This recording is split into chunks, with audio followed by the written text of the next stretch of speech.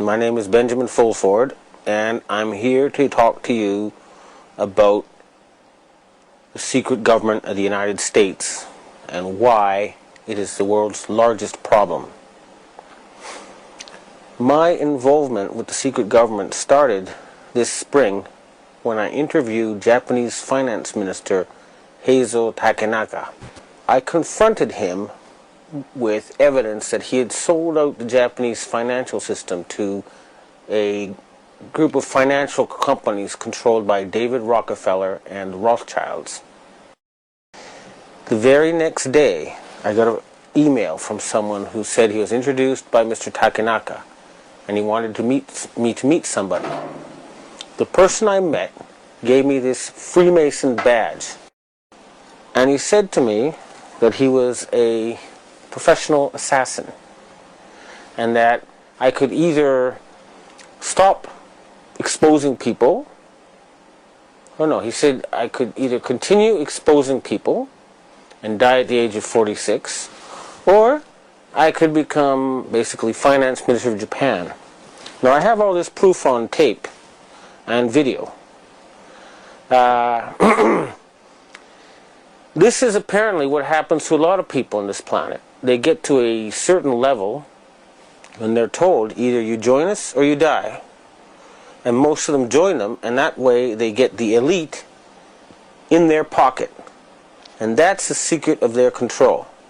In my case, I would have probably had to do that too. Although, once I realized I had met an honest, genuine, high-level Freemason who told me there were 13 levels of Freemason above the 33rd degree, and that these people were God. There was no God, they were God.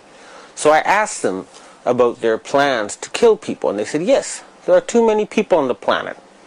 We need to get rid of several billion.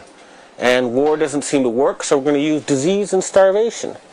Now, I don't know about you, but I couldn't live with something like that. And my first thought was I'll have to pretend to join them and try to, throw them over from the inside. And I suspect a lot of the people inside those groups have the same feeling. They hate being there, but they're scared. But they'd love it if these guys were overthrown. So you got to remember, not everybody in the secret government is evil. In fact, I'd be willing to bet a majority actually want to do good things for the planet, but they're scared. In my case, the very next day after I got this threat and offer of a bribe from the ninja, well, the guy who described himself as a ninja, a Chinese secret society contacted me. It's actually an Asian secret society. It's not Chinese. It's Japanese, Korean, Vietnamese. It's all of Asia. And they offered me protection. So, with their protection, I continued exposing David Rockefeller. And earlier this year, I issued an ultimatum on rents.com. The answer to the ultimatum was that the self-described assassin told me there would be an earthquake in Niigata Prefecture, Japan. And 2 days later, there were, on 2 consecutive days, earthquakes right on top of Japan's largest nuclear power plant. And I'll try to present this to people in the future. There was video taken of a ball of plasma in the atmosphere above Niigata on that day. So his answer was to hit a nuclear power plant with an earthquake machine and kill innocent people. Now I said, why on earth would I not then retaliate? Well, that would be playing into his strong hand, now wouldn't it? He controls a lot of violence, a lot of instruments of death.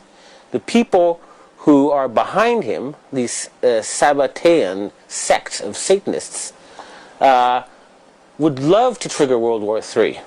And I'm not going to give them that excuse.